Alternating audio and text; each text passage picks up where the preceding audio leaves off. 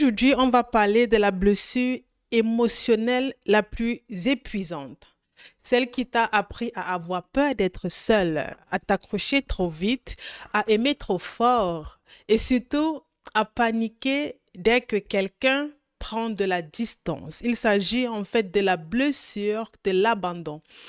Aujourd'hui, tu vas principalement découvrir comment cette blessure s'est installée dans toi, ta vie, pourquoi elle te pousse vers des relations instables, toxiques, comment elle crée l'anxiété affective et en quatre, comment te libérer de cela définitivement. Je vais aussi te montrer exactement la méthode que j'utilise en coaching pour guérir cette blessure à la racine, c'est-à-dire depuis la profondeur pour que toi aussi tu puisses facilement avancer dans ta vie. Mais avant de continuer, je veux que tu répondes à ces quelques questions de manière honnête. Est-ce que de façon générale, tu as peur qu'on te laisse? Ça veut dire quoi concrètement? Avoir peur qu'on te laisse, ça veut dire que te voici au quotidien, ok? Et ça, ce sont les différentes personnes qui t'entourent. Et avoir peur d'être seul dans ton coin, c'est limite commencer à donner des choses aux gens que tu n'as même pas du tout. En d'autres termes, ça veut dire quoi? Tu as uniquement 100 euros en ta possession. Cette personne-ci a par exemple besoin que tu l'empruntes 200 euros, alors que tu n'as que 100 euros. Ce que tu fais généralement, c'est quoi? C'est tu pars, tu empruntes, tu donnes tous tes 100 euros à la personne et tu pars, tu empruntes 100 euros à une autre personne que tu vas donner à cette personne-ci. Tu le fais justement parce que tu as peur qu'on te laisse seul. Tu te dis, si je ne me débrouille pas pour aider cette personne, elle va me laisser, je vais me sentir seule. Du coup, tu finis par donner ce que tu n'as pas. Deuxième question. Est-ce que tu t'attaches trop vite? S'attacher trop vite, ça veut tout simplement dire que à partir du moment où te voici encore une fois de plus, ces différentes personnes qui t'entourent, laisse qu'elles te montrent un petit signe émotif, elles t'accordent un peu d'attention, toi, généralement, tu perds tous tes moyens. Lorsque, vu que cette personne, c'est-à-dire que, oh là là, tu es jolie, ou bien que tu es beau, peu importe, toi, cette personne, si te le dit, toi, tu te sens de suite flatté et tu t'attaches directement à elle. Un autre cas de figure, cette personne-ci, elle t'a juste posé la question à savoir, tu vas bien? Et comme tu as été habitué à ce qu'on ne te demande pas généralement si tu vas bien ou pas, tu te dis, oh là là, cette personne-là même, elle est là pour moi, elle veut mon bien. Par conséquent, tu commences directement à t'attacher à la personne. Troisième question, est-ce que tu donnes tout très rapidement pour être sûr de garder l'autre? Si tu as répondu oui encore une fois de plus à cette question, ça veut dire que tu es affecté par la blessure de l'abandon. Donner tout très rapidement pour être sûr de garder l'autre veut dire quoi précisément? Ça veut encore une fois de plus dire que tu es là dans ta vie. Tu vois cette personne, si lorsque tu marches dans la rue, tu as l'impression qu'elle a faim et puis tu te précipites directement pour venir l'aider. Autre cas de figure, il y a une personne qui t'entoure, tu te rends compte que cette personne-ci se sent seule, même si toi, tu n'as pas de temps, tu as tellement de choses à faire, tu es assez occupé, ce que tu vas généralement faire, c'est que tu vas dire que, ah mais non, elle se sent seule, il faut que j'aille l'aider. Si tu as répondu encore une fois de plus oui à cette question, ça veut dire que dans ton enfance, on t'a massivement abandonné. Autre question, est-ce que le silence d'une personne, l'absence d'un message te détruit intérieurement? Si tu as répondu oui, tu es impacté par la blessure de l'abandon. Donc, si tu as dit oui à 3 ou plus, tu ne souffres pas en réalité de l'hypersensibilité. Tu ne souffres pas d'angoisse. Tu as juste été abandonné dans ton enfance. Et c'est exactement ça qui te poursuit jusqu'aujourd'hui. Et cette blessure, ça crée une peur permanente, une peur inconsciente. Du coup, tu te dis, si la personne s'en va, je me perds. Si la personne s'en va, je ne saurais plus me débrouiller toute seule. Je ne pourrai plus avancer. Par conséquent, tu t'accroches. Maintenant, d'où vient la blessure de l'abandon? Parce que dans le premier cas de figure, la première partie, j'ai défini c'est quoi l'abandon en vous posant différentes questions. Maintenant, d'où vient la blessure de l'abandon? La première des choses que vous devez comprendre, c'est que la blessure de l'abandon, ça ne vient pas d'un choc. C'est faux. La blessure de l'abandon, ça vient du manque. Ça peut être le manque lié à plusieurs choses, hein.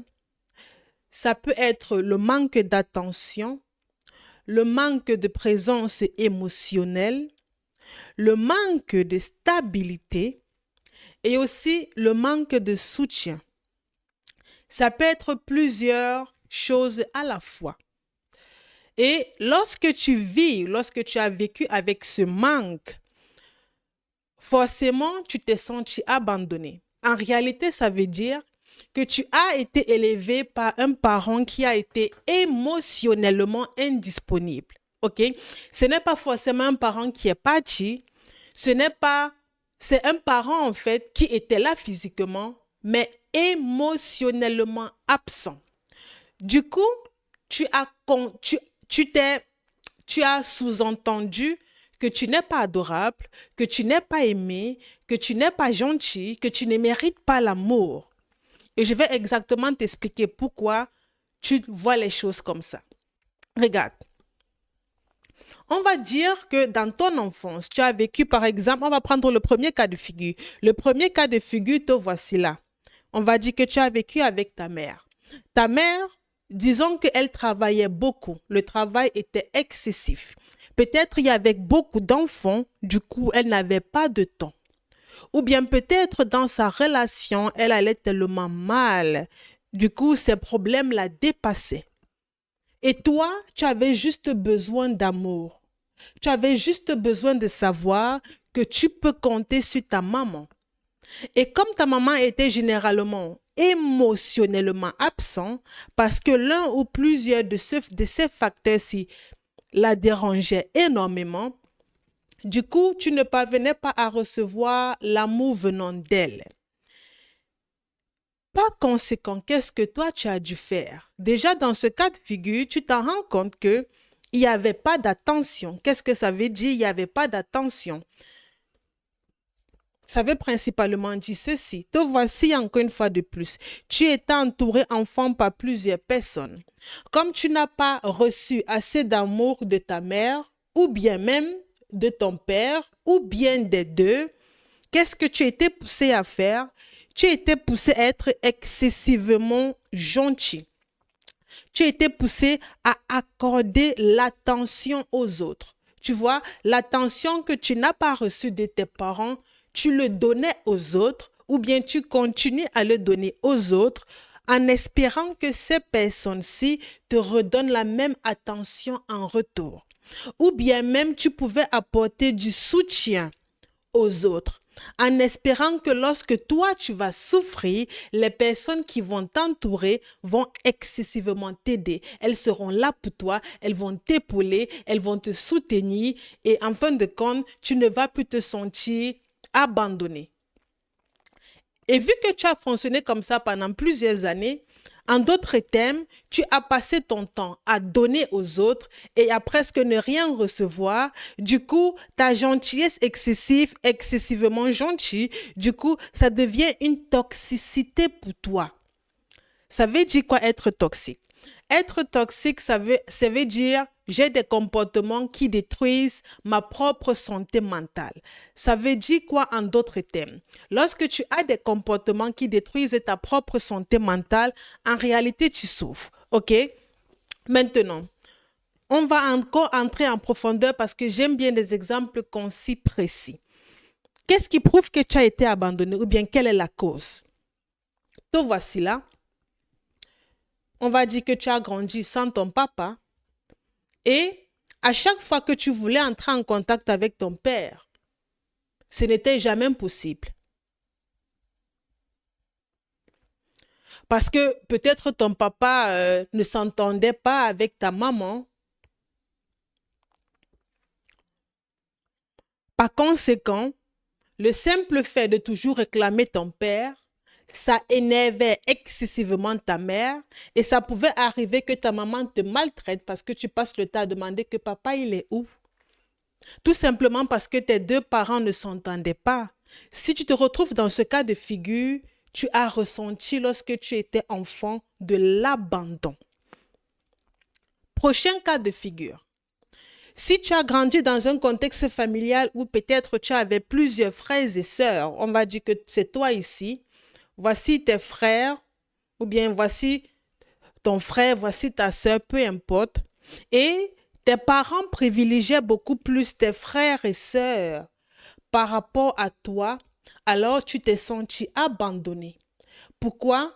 Parce qu'il t'arrivait généralement de souffrir, d'aller mal, d'avoir des problèmes émotionnels, mais il n'y avait pas de personnes qui t'entouraient, il n'y avait pas de personnes qui venaient demander pourquoi tu vas mal, qu'est-ce qui ne va pas, pourquoi tu es toujours dans ton coin. En fait, les gens s'en foutaient que tu vas bien ou pas, ils considéraient que si tu respires, ça veut dire que tu vas bien. Alors que toi, tu es mieux placé pour savoir que en aucun cas tu n'allais bien. Tu es mieux placé pour le savoir, mais tes parents ne le voyaient pas comme ça. Et c'est exactement ça qui fait en sorte qu'aujourd'hui, tu souffres énormément. Énormément. Qu'est-ce qui prouve encore une fois de plus que dans ton enfance, tu as été rejeté? Pardon, tu as été abandonné. Te voici, non? Voici tes camarades de classe, non? On va dire qu'à l'école, ces camarades de classe-ci t'harcelaient. On va dire qu'à l'école, tu as subi de l'harcèlement. Et vu que tu ne faisais ni confiance à ton père, ou bien tu ne faisais pas confiance à ta mère, qu'est-ce que tu faisais? Tu gardais cet harcèlement que tu subissais tous les jours dans ton cœur, tu le gardais pour toi. Et en fin de compte, tu souffrais seul. Et le piège dans tout ça, c'est quoi? C'est que tu souffrais seul. Mais dans ton cœur, tu en voulais à tes parents du fait qu'ils ne te soutiennent pas. Ce n'est pas que tu ne voulais pas dire à tes parents ce que tu subissais, c'est tout simplement parce que tes parents, généralement, ils n'ont pas pris l'habitude de t'aider, de te soutenir, ils n'ont pas pris l'habitude d'être là pour toi. Du coup, tu as appris à te débrouiller tout seul. Et j'ai accompagné une femme qui m'a dit, moi, je n'avais pas du tout confiance à mes parents. Il était hors de question que je leur dise ce que je vivais. Parce qu'après tout, ils n'allaient pas du tout me comprendre. Ils n'allaient pas m'épauler, ils n'allaient pas me soutenir. Et le simple fait d'aller leur dire ce que je ressentais, ce que je pense, c'est tout simplement, encore une fois de plus, aggraver ma blessure, me sentir davantage seule. Parce que lorsque je devais tout simplement aller leur dire à l'école qu'il y a des personnes qui m'harcèlent à l'école, ce qu'ils devaient faire, c'est qu'ils devaient, la seule chose que mes parents savaient faire, m'a-t-elle dit, c'est qu'ils devaient uniquement me faire des reproches. Pourquoi est-ce qu'ils m'harcèlent? S'ils m'harcèlent, ça veut dire que c'est moi le problème. Ça va encore une fois de plus dire que tu as vécu avec la blessure de l'abandon. Un autre cas de figure, on va dire que toi, te voici, ok? Voici ton parent. Qu'est-ce qui prouve que tu as vécu avec la blessure de l'abandon?